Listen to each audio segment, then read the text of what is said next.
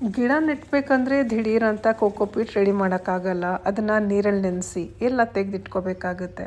ಇದೆಲ್ಲ ಟೈಮ್ ಸಿಕ್ಕಿದಾಗ ರೆಡಿ ಮಾಡ್ಕೊಳ್ತೀವಿ. ಕೋಕೋಪೀಟ್ ಬ್ಲಾಕ್ ರೂಪದಲ್ಲೂ ಸಿಗುತ್ತೆ, ಲೂಸು ಸಿಗುತ್ತೆ. ನಾವು ಯಾವಾಗಲೂ 5 kgದೇ ಬ್ಲಾಕ್ ತಗೊಂಬರೋದು. Hello everyone, welcome back to my channel. Garden waste ಎಲ್ಲ ಗ್ರೋ ಬ್ಯಾಗ್ನಲ್ಲಿ ತುಂಬಿಸಿ ಕಂಪೋಸ್ಟ್ಗೆ ಅಂತ ಇಟ್ಟಿದ್ವಿ. ಅದನ್ನೆಲ್ಲ ಹೊರಗಡೆ ಸುರಿದಿದ್ದೀವಿ. ತುಂಬ ಚೆನ್ನಾಗಿ ರೆಡಿಯಾಗಿದೆ. ಇವರು ಹಣ್ಣಿನ ಗಿಡಗಳಲ್ಲಿ ಏರ್ ಲೇರಿಂಗ್ ಮಾಡ್ತಾ ಇದ್ದಾರೆ.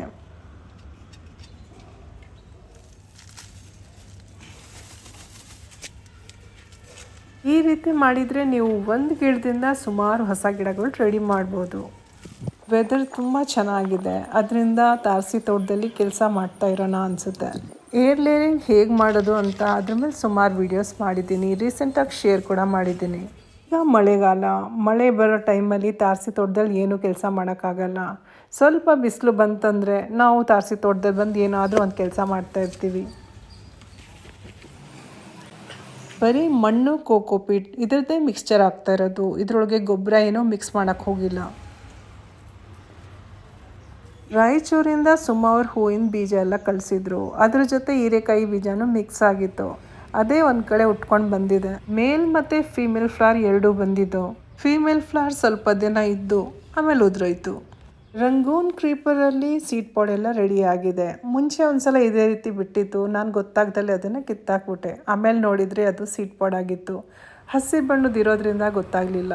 ಈಗ ಇದು ನೋಡಿ ಕಂದು ಬಣ್ಣಕ್ಕೆ ತಿರುಗಿದೆ. ಇದನ್ನು ನಾನು ತಗೊಂಡಿದ್ದೀನಿ. ಇದನ್ನು ಬಳ್ಳಿಲಿ ಚೆನ್ನಾಗಿ ಡ್ರೈ ಆಗಕ್ಕೆ ಬಿಟ್ಟಿದೆ. ಈಗ ಇದನ್ನು ತೆಗೆದಿರೋದು. ನನ್ನ ಸೀಡ್ ಪಾಡ್ ಹಸಿರು ಬಣ್ಣದೇ ಇದೆ ಬಳ್ಳಿಲಿ. ನೋಡಿ ಯಾವ ಥರ ಇರುತ್ತೆ ಅಂತ. ಮೊದಲನೇ ಸಲ ಸೀಡ್ ಪಾಡ್ನ ನಾನು ಕಲೆಕ್ಟ್ ಮಾಡಿರೋದು. ಸ್ಟಾರ್ ಶೇಪಲ್ಲಿದೆ ನೋಡಿ. ಎಕ್ಸೋರಾ ಗಿಡದಲ್ಲಿ ನಾನು ಬೇಬಿ ಟಿಯರ್ಸ್ದು ಒಂದಷ್ಟು ಕಟ್ಟಿಂಗ್ಸ್ ನೆಟ್ಟಿದೆ. 1 ವರ್ಷಕ್ಕೆ ಇಷ್ಟೆಲ್ಲ ಗ್ರೋತ್ ತಗೊಂಡಿದೆ. ಫುಲ್ ಛತ್ರಿ ಥರ ಎಲ್ಲ ಕಡೆ ಹರಡ್ಕೊಂಡಿದೆ.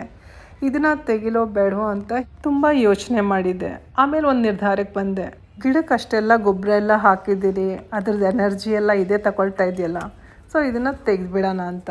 ಇದರಿಂದ ಬೇರೆ ಏನು ತೊಂದರೆ ಇರಲಿಲ್ಲ. ನೋಡೋಕ್ಕೆ ತುಂಬ ಸುಂದರವಾಗಿ ಕಾಣಿಸುತ್ತೆ. ತುಂಬ ಬೆಳೆದ್ಬಿಟ್ಟು ಅಕ್ಕಪಕ್ಕ ಎಲ್ಲ ಜಾಗ ಮಾಡ್ಕೊಂಡಿದ್ದೆ ನೋಡಿ.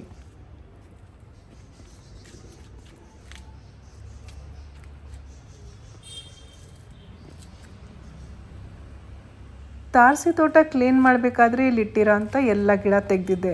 ಆ ಸಮಯದಲ್ಲಿ ಮನ್ಸು ಗಟ್ಟಿ ಮಾಡಿ ಬೇಬಿ ಟಿಯರ್ಸ್ ಗಿಡ ಎಲ್ಲ ತೆಗೆದಿದ್ದೀನಿ. ಎಕ್ಸೋರಾ ಗಿಡದ ಬುಡಕ್ಕೆ ಬಿಸಿಲೇ ಬೀಳ್ತಿರ್ಲಿಲ್ಲ.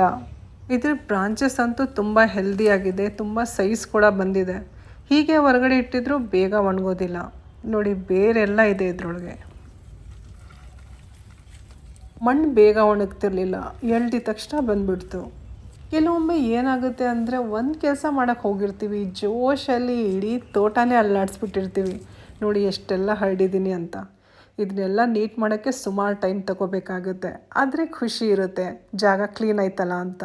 ಗಿಡ ಎಷ್ಟೇ ಚೆನ್ನಾಗಿರಲಿ, ಒಂದೇ ಕಡೆ ಇದ್ದರೆ ನೋಡ್ದಂಗೆ ಇರುತ್ತೆ. ಸ್ವಲ್ಪ ಚೇಂಜಸ್ ಮಾಡಿದರೆ ಗಾರ್ಡನ್ ಕಲರ್ಫುಲ್ಲಾಗಿ ಕಾಣಿಸುತ್ತೆ. ನೋಡೋಕ್ಕೆ ತುಂಬ ಹಿತವಾಗಿರುತ್ತೆ. ರಾಯಚೂರಿನಿಂದ ಸುಮಾರು ಗೋಂಫೇರ್ನ ಗಿಡ ಅಂದರೆ ರುದ್ರಾಕ್ಷಿ ಹೂವಿನ ಗಿಡ ಕಳಿಸಿದ್ರು. 2 ಕೊಟ್ಟಿದ್ರು. 2ರೊಳಗೂ ಹೂಗಳು ಚೆನ್ನಾಗಿ ಬಂದಿದೆ. ಹೀಗೆ ಬಿಟ್ಟರೆ ಎಲ್ಲ ಉದ್ರೋಗ್ತಾ ಹೋಗುತ್ತೆ. ಅದರಿಂದ ಇದನ್ನೆಲ್ಲ ಕಲೆಕ್ಟ್ ಮಾಡ್ಕೊಂಡಿದ್ದೀನಿ. ಇದಕ್ಕೂ ಮುಂಚೆನೂ ಕಲೆಕ್ಟ್ ಮಾಡಿದ್ದೆ ನೋಡಿ. ಉದ್ದುದ್ದ ಕಡ್ಡಿನೇ ಕಟ್ ಮಾಡಿದ್ದೀನಿ. ಫುಲ್ ಗ್ರೋತ್ ತಗೊಂಡಿತ್ತು ನೋಡಿ. ಸೀಡ್ ಪಾಟ್ ಬರ್ಸ್ಟ್ ಆಗಿದೆ. ಇನ್ನೇನು ಹೊರಗಡೆ ರಾಕೆಟ್ ಥರ ಬಂದ್ಬಿಡುತ್ತೆ. ಅಷ್ಟರಲ್ಲೇ ನಾನು ನೋಡ್ಕೊಂಡಿದ್ದೀನಿ. ನೋಡೋಕ್ಕೆ ತುಂಬ ಸುಂದರವಾಗಿದೆ ನೋಡಿ. ಶೇಪ್ ನೋಡಿ ಯಾವ ಥರ ಇದೆ ಅಂತ. ಲೋಟಸ್ ಥರ ಕಾಣಿಸ್ತಾ ಇದೆ. ಹತ್ತಿ ಥರ ಇದೆಯಲ್ಲ, ಗಾಳಿಗೆ ಹಾರೋಗುತ್ತೆ.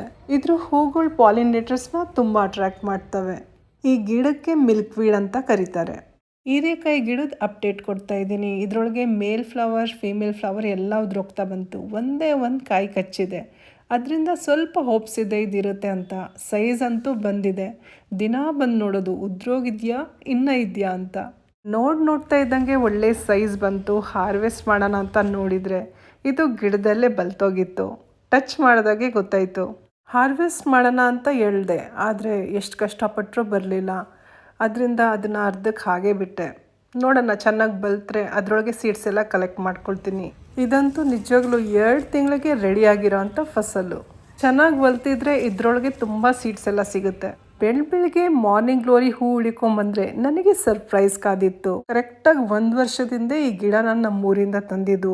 ತಂದ್ಮೇಲೆ ಅದನ್ನ ನೆಟ್ಟಕ್ಕೂ ಹೋಗ್ಲಿಲ್ಲ. ಶುಂಠಿ ತರ ಕೆಳಗಡೆ ಒಂದು ಪೀಸ್ ಇತ್ತು, ಮೇಲ್ಗಡೆ ಗಿಡ. ಅದನ್ನ ಹಾಗೆ ಸೈಡಲ್ಲಿ ಮಣ್ಣ್ ಮೇಲೆ ಇಟ್ಟಿದೆ. ಅಲ್ಲೇ ಮಲ್ಟಿಪ್ಲೈ ಆಗ್ತಾ ಬಂತು. ಈಗ 2 ತಿಂಗಳಿಂದ ಅಷ್ಟೇ ಅದನ್ನ ರಿಪೋರ್ಟ್ ಮಾಡಿದ್ದು. ಆಗಸ್ಟ್ 31ನೇ ತಾರೀಕು ನಾನು ಬೆಳಗ್ಗೆ ಇದನ್ನ ನೋಡಿದ್ದು. ಈ ಗಿಡದಲ್ಲಿ ಈ ತರ ಹೂ ಬಿಡುತ್ತೆ ಅಂತ ನಿಜವಾಗ್ಲೂ ನಾನು ಅನ್ಕೊಂಡಿರ್ಲಿಲ್ಲ. ಈ ಗಿಡದ ಹೆಸರು ಜಿಂಜರ್ ಲಿಲ್ಲಿ ಅಂತ. ಹೂ ನೋಡೋದಿಕ್ಕೆ ಬಟರ್ಫ್ಲೈ ತರ ಇರುತ್ತೆ, ಅದರಿಂದ ಬಟರ್ಫ್ಲೈ ಜಿಂಜರ್ ಲಿಲ್ಲಿ ಕೂಡ ಅಂತಾರೆ. ದಕ್ಷಿಣ ಭಾರತದಲ್ಲಿ ಇದಕ್ಕೆ ಸೌಗಂಧಿಕ ಪುಷ್ಪಂ ಮತ್ತೆ ಸುರಳಿ ಹೂ ಅಂತ ಕರೀತಾರೆ. ತುಂಬಾನೇ ಔಷಧಿ ಗುಣ ಇರುವಂತ ಗಿಡ ಇದು. ಇದ್ರ ಹೂಗಳಿಂದ ಪರ್ಫ್ಯೂಮ್ ತಯಾರಿಸ್ತಾರಂತೆ. ಇದು ಸುವಾಸನೆ ಅಂತೂ ಅದ್ಭುತವಾಗಿದೆ. ನನ್ಗಂತೂ ತುಂಬಾ ಇಷ್ಟ ಆಗಿದೆ. 10 ದಿನದ ಹಿಂದೆ ಅಷ್ಟೇ ಈ ಹೂ ಬಗ್ಗೆ ನಾನು ಯೋಚನೆ ಮಾಡಿದ್ದು, ಇಷ್ಟಪಟ್ಟಿದ್ದು. ಪ್ರಕೃತಿ ನನ್ ಕೊಟ್ಟಿರೋಂಥ ಈ ಉಡುಗೊರೆ ನಾನು ಯಾವತ್ತೂ ಮರೆಯಲ್ಲ. ವಿಡಿಯೋ ಇಷ್ಟ ಆಗಿದ್ರಲ್ಲಿ ಲೈಕ್ ಮಾಡಿ, ಶೇರ್ ಮಾಡಿ. ಮತ್ತೆ ಸಿಗೋಣ ಇನ್ನೊಂದು ಒಳ್ಳೆ ವಿಡಿಯೋ ಜೊತೆ. ಅಲ್ಲಿವರೆಗೂ ಧನ್ಯವಾದಗಳು. Thank you. ನಮಸ್ಕಾರ.